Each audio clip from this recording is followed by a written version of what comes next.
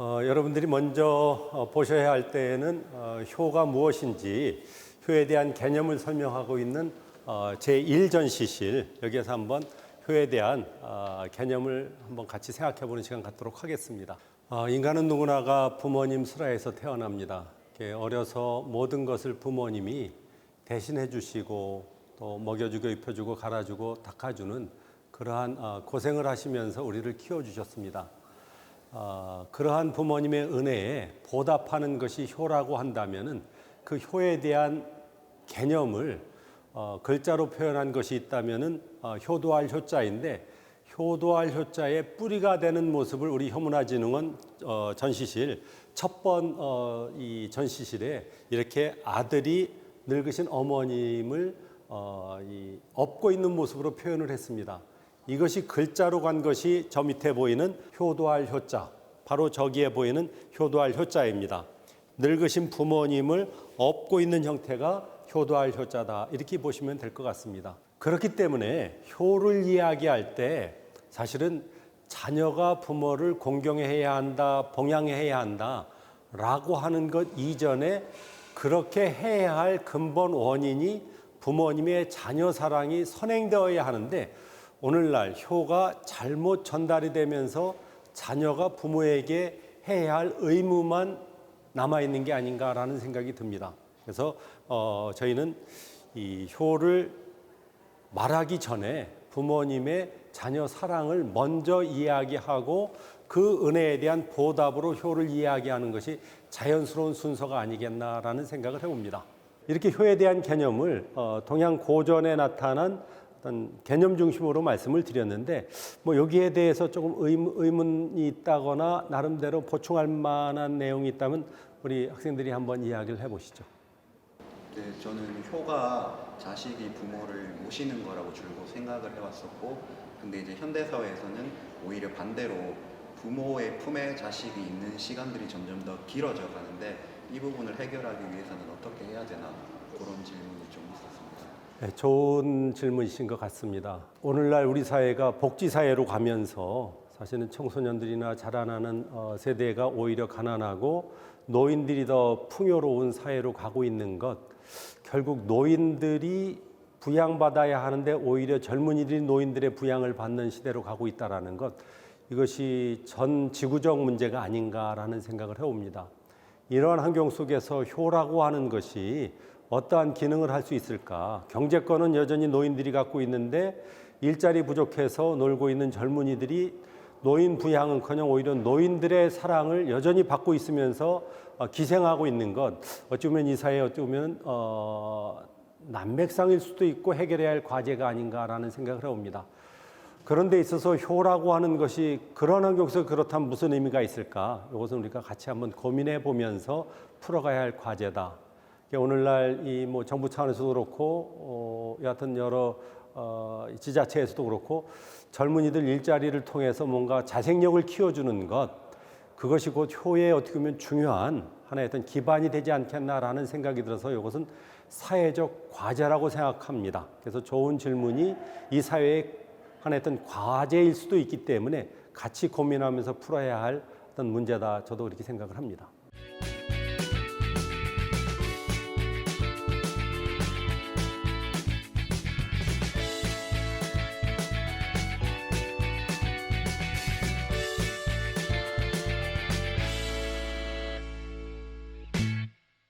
우리 이웃 한 나라 가운데 여하튼 애증 관계로 엮여 있는 나라가 있다면 한중일 삼국이 아닌가라는 생각을 해옵니다.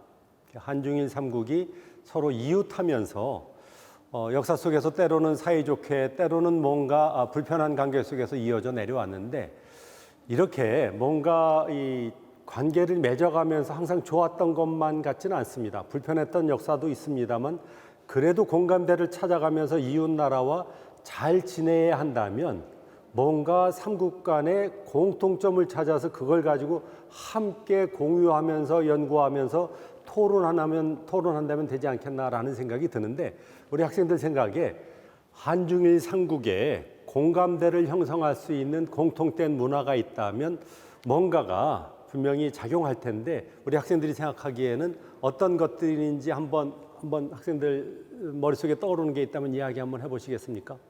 한자를 공용으로 사용하고 한자 문화권이다. 한중일 삼국이 한자를 함께 사용한다. 아주 좋은 의견이십니다. 또 다른 공감대를 찾을 수 있는 게 있다면? 제가 생각하기에는 이제 같은 유교 문화권에 속해 있다고 생각을 합니다. 옛날부터 한자가 공유되면서 한자를 통해서 들어온 문화가 있다면은 그 가운데 상당 부분이 유교와 관련되어 있다. 아주 좋은 의견입니다. 또 다른 또 공감대를 찾을 수 있는 것이 있다면? 생김새가 비슷하다고 생각합니다. 생김새. 그래서 때로는 중국 사람을 보면서 한국 사람인가 긴가민가 이럴 때가 있고 일본 사람도 마찬가지고 일단 황인종이라는 것, 또 뭔가 같은 줄기가 체내에 흐르고 있다라는 것. 그렇다면 문화적 공감대와 우리 육체적 어떤 특징이 같이 간 게 아닌가 싶습니다.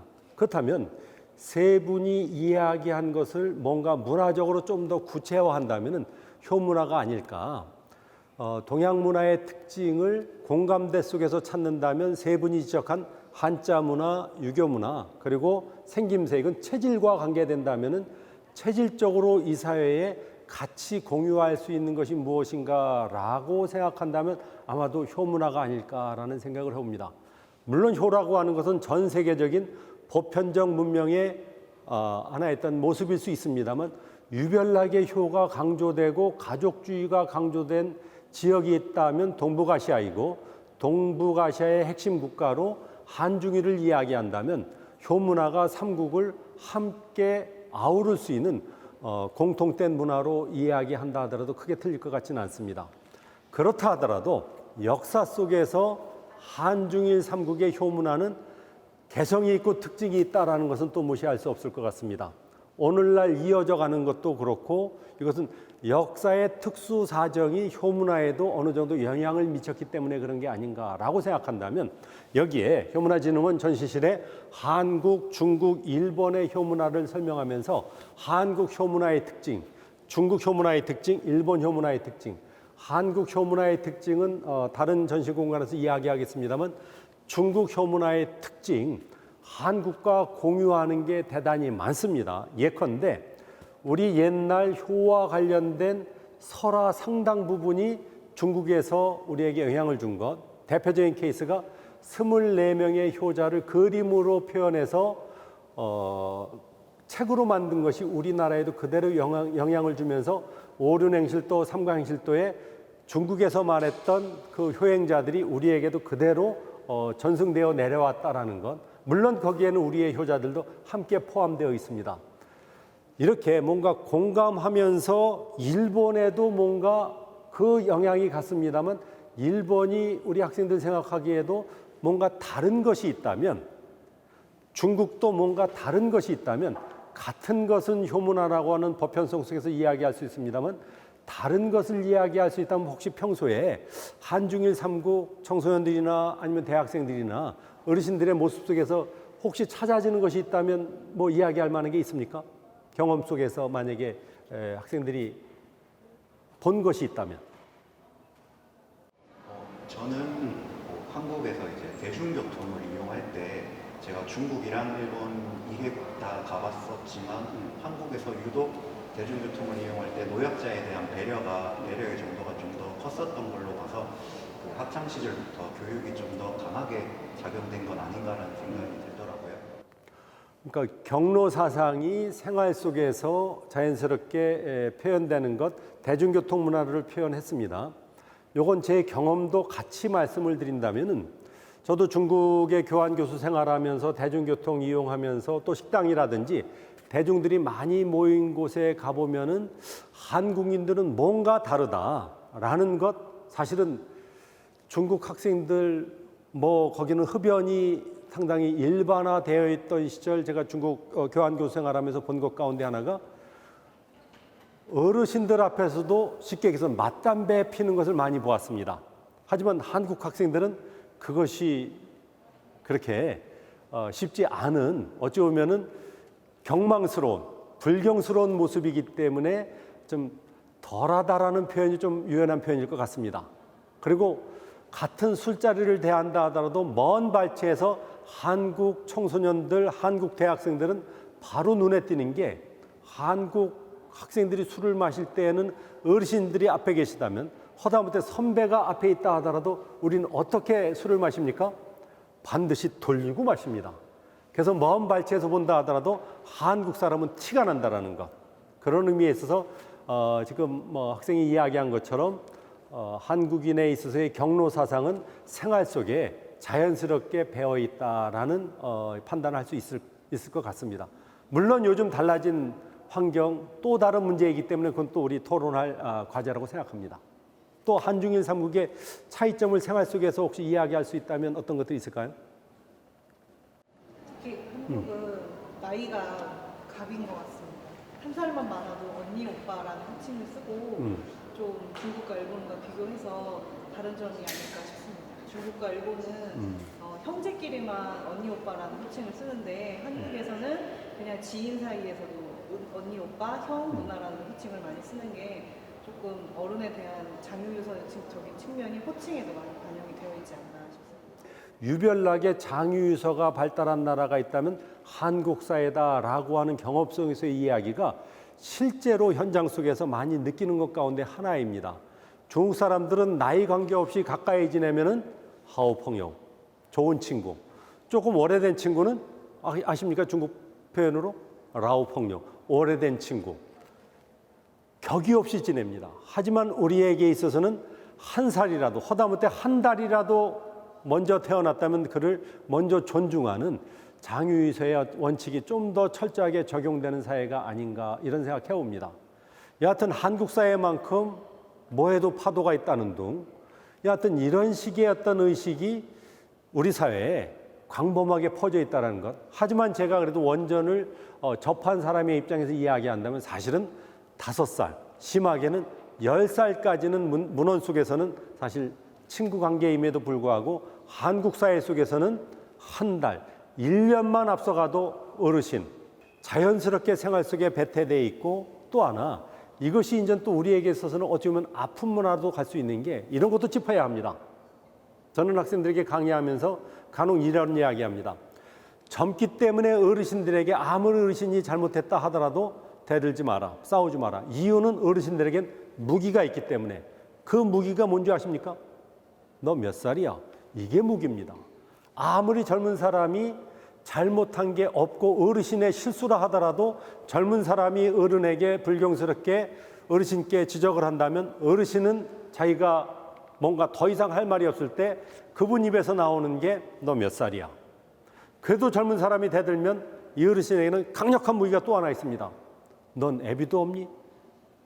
이것이 한국인에게 있어서는 대단히 치명적인, 그것이 통용되는 것은 잘잘못을 떠나서 나이가 존중되는 사회이기 때문에 그 말이 가능한 게 아닌가 싶습니다. 아주 중요한 지적하셨습니다. 유별나게 장유유서가 발달된 나라이다. 앞에 질문과 맥을 같이 하는 것 같습니다. 한중일 삼국 가운데 특별히 또 우리가 찾을 수 있는 차이점이 있다면 한중일 삼국 가운데 공동체주의가 그래도 발달한 나라가 어느 나라로 우리 경험 속에서 느끼십니까? 한국, 중국, 일본. 한국이란 생각 같지 않습니까? 유별나게 한국은 공동체주의가 강합니다. 일본 역사 속에서 근대화가 제일 빠른 나라입니다. 보통 우리가 수업 시간에 배운 근대화의 기본은 어찌 보면 서구화로 이렇게 대칭되는, 서구화로 비견되는 것이라면은 서구화는 어찌 보면 개인주의화와도 맞물려 있다 이런 생각을 해옵니다. 그런데 있어서 제일 먼저 근대화에 성공한 나라가 일본이라면 메이지 유신 이후로 일본은 어찌 보면은 우리 공동체 중심의 유교 문화가 개인주의 문화로 가는 앞선 나라가 바로 일본이 아닐까라는 생각이 듭니다. 고로 일본의 개인주의 문화는 한중일 삼국 가운데 가장 앞서가 있다. 진도가 나가 있다. 이런 이야기를 할 수 있을 것 같고, 또 하나 중국을 이야기한다면 중국은 아시다시피 1949년 공산화 이후 신중국 건설은 곧 중국 대륙 전체가 공산화된 거 아니겠습니까? 공산주의의 핵심 가치는 장유유서가 아니라 평등입니다. 평등은 너나 나나 같다라는 거 아니겠습니까? 아버지나 아들이나 같다라고 하는 의식, 결국 여기에서 나올 수 있는 것은 공동체 중심이겠습니까? 개인의 인격과 인권이 우선이겠습니까? 결국 공산주의의 기본 원리는 가족주의, 공동체주의. 물론 그것을 무시한 건 아니다 하더라도 그것을 덜 경험했거나 경험하지 않은 한국 사회와는 달리 나갔다면 공산주의의 평등주의가 결국은 개인주의화를 부채질한 게 아닌가. 결국 어른 앞에서 함께 맞담배를 피울 수 있는 것도 당신이나 나나 똑같은 인격체이기 때문에 평등하다라는 것. 그러니까 중국 사회가 갖고 있는 공산주의의 어떤 모습은 결국 개별적 주체에 대한 강조가 개인주의를 나름대로 보장했던 게 아닌가라는 생각이 들고, 아무리 근대화 과정을 겪은 한국 사회라 하더라도 한국 사회는 장유유서가 그대로 남아있고 개인보다는 공동체가 먼저인 사회, 고로 우리에게 있어서는 비근하게 언어 속에서도 남편을 이야기하면서 내 남편이라는 말을 쓰지 않고 어떻게 씁니까? 우리 남편. 그렇다면 부인이 몇 명이란 이야기입니까? 복수임에도 불구하고 우린 자연스럽게 우리 남편이라는 표현을 쓰는 것은 공동체 중심의 문화에서 나온 하나의 어떤 자연스러운 표현 기법이 아닌가라는 생각이 듭니다. 여하튼 효문화가 달리 표현되는 것, 이것은 현대 효문화의 모습을 갖고 다시 이야기한다면 한국 사회, 제 경험을 가지고 정리합니다. 한국 사회는 민간 중심으로 해서 효운동이 활발하게 펼쳐집니다. 정부 차원에서 효가 이야기되는 것은 아마도 모르긴 하더라도 효행 장려 및 지원에 관한 법률이 2007년 통과되고 효단체가 열성적으로 뭔가 국가에서 관심을 가져주십시오라고 해서 법이 통과되고 만들어진 한국효문화진흥원, 지금 학생들이 있는 이 자리가 최초가 아닐까라는 생각이 듭니다. 하지만 각 지역에서 열성적으로 활동하는 사람들은 여전히 민간 중심이라는 것. 중국은 공산주의 사회 속에 관료주의다 보니까 효운동이 중국도 나름대로 활발하게 진행되는데 중국은 관료 중심의 관중심의 효교육, 효운동이라는 것, 제가 접한 정보를 가지고 이렇게 말씀드릴 수 있을 것 같습니다. 그렇다면 일본은 어떨 것 같습니까? 효운동이 활발할 것 같습니까? 아니면 효는 역사의 한 장면으로 뒷전으로 밀려났겠습니까? 혹시 경험이나 들은 게 있습니까? 없으십니까? 아까 말씀드린 대로 메이지 유신 이후로 전통은 전통이고 현대화의 앞선 사회 속에서 구닥다리 효는 안 하는 사회로 갔습니다.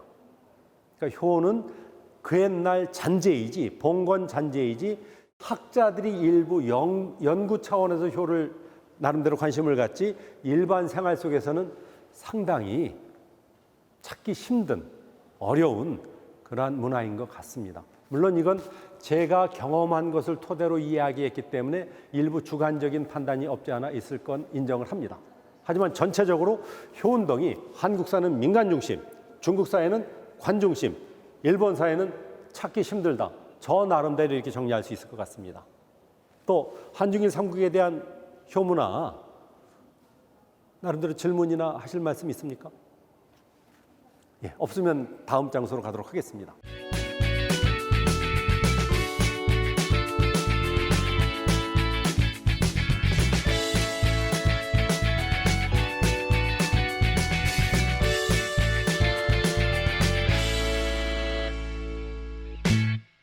오늘날에도 효를 잘하는 분들에게 정부 차원에서 시상을 합니다. 이것은 사실 요즘 이야기가 아니라 고려시대 이후로 끊임없이 이어져 온 하나의 전통이다, 이렇게 봐도 틀리지 않을 것 같습니다. 효행상의 규모도 예나 지금이나 같다라고 생각한다면 옛날 효자들은 정부 차원에서 조정해서 사실 직접 관심을 갖고 왕이 직접 효행자들을 추천하라라고 했을 때 각 지방 관하에서 지역의 자랑스러운 효자들을 추천을 합니다. 지방에서 추천했던 효자들 가운데 특별히 충청남도 공주의 향덕이라는 사람이 있습니다. 이 향덕이 받은 효 관련 표창 표시입니다. 이걸 정려라고 합니다. 효를 기리는 이 구조물을 설치해 놓고 동네 사람들에게 이 동네에 이런 효자가 있다라고 해서 향덕도 기리고 주변 사람들에게 효를 강조하는 하나의 장소다, 이렇게 보시면 될 것 같습니다. 근데 이 사람들이 효를 받기 위해서는 얼마나 효를 실천했는지, 어떤 효를 실천했는지가 더 중요할 것 같습니다. 향덕은 손가락을 잘라서 돌아가시기 직전에 부모님께 거기에서 나는 피를 수혈해서 부모님을 살렸다 해서 효행상을 받은 사람입니다. 예, 교수님, 근데 제가 알기로는 효경에서는 자신의 신체를 아끼는 게 효라고 알고 있는데 오히려 자신의 살을 베어서 효를 행했다라고 하는 것은 좀 모순이 있는 것 같습니다. 그래서 저는 이 사례가 오히려 불효가 아닌가라는 생각이 들거든요. 아주 전국을 찌른 질문입니다.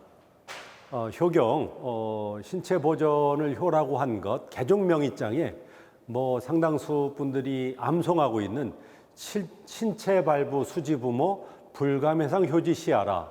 신체의 모든 것들, 작은 실터러라기 하나라도 부모님께서 우리에게 물려주신 것이기 때문에 훼손하면 안 된다. 이것이 효의 시작이다라고 한 구절이 있습니다.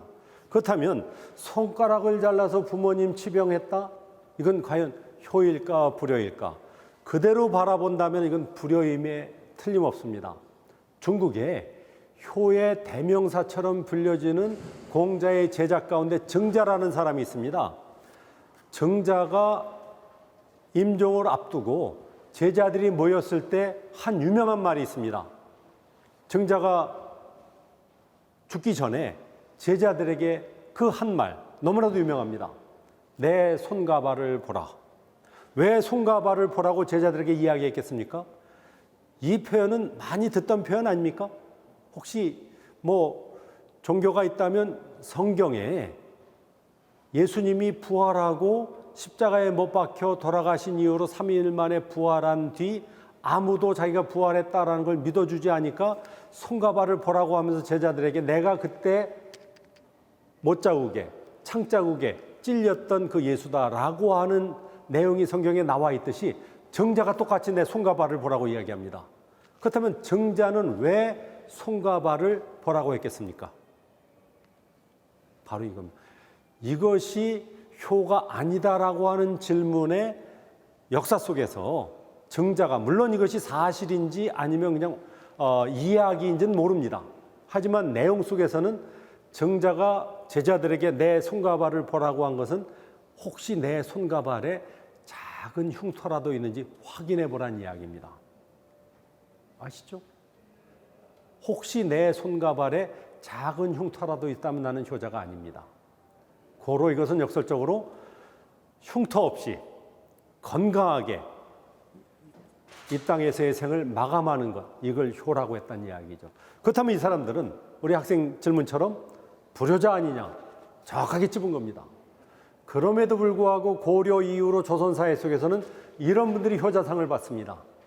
그렇다면 이것은 뭔가 남다른 것을 이 땅에서 기렸다는 이야기인데, 손가락 자른 행위 자체는 불효일 수 있습니다만 아무리 주변 사람들이 나를 손가락 자른 불효자라 하더라도 나는 부모님만 살릴 수 있다면 그 일을 행하겠다라고 한다면 행위가 중요하겠습니까? 그 마음이 중요하겠습니까? 고로 이 사람들에게 효행상을 준 것은 그 마음을 높이 산 게 아닌가 싶습니다. 효행에 있어서는 일부 문제가 있다 하더라도 그래도 부모님을 생각하는 그 마음은 갸륵했던 게 아닌가라는 생각을 해봅니다. 그래서 저는 이걸 이렇게 표현하고 있습니다. 효심은 본받되 효행은 다를 수 있다 라고 정리하는 것, 바로 손가락을 자른 효자들의 모습 속에서 정리할 수 있는 나름대로의 결론이 아닐까, 이런 생각해 봅니다. 오늘날 우리가 추구해야 할 효문화는 그렇기 때문에 이렇게 부담스러웠던 효를 실천했던 분들, 그분들의 모습을 존중하면서 그대로 이어가야 한다는 건 설득력이 없습니다. 이 시대에 맞지 않습니다. 효심은 우리가 인정합니다만 그들이 한 효행에 있어서는 오늘날 우리에게 맞지 않기 때문에 이네들은 전시관 속에서, 박물관 속에서, 자료집 속에서 정리한 것으로 족하고, 오늘날 추구해야 할 효문화는 새롭게 우리가 연구하고 탐구하면서 찾아야 되지 않겠나 싶습니다.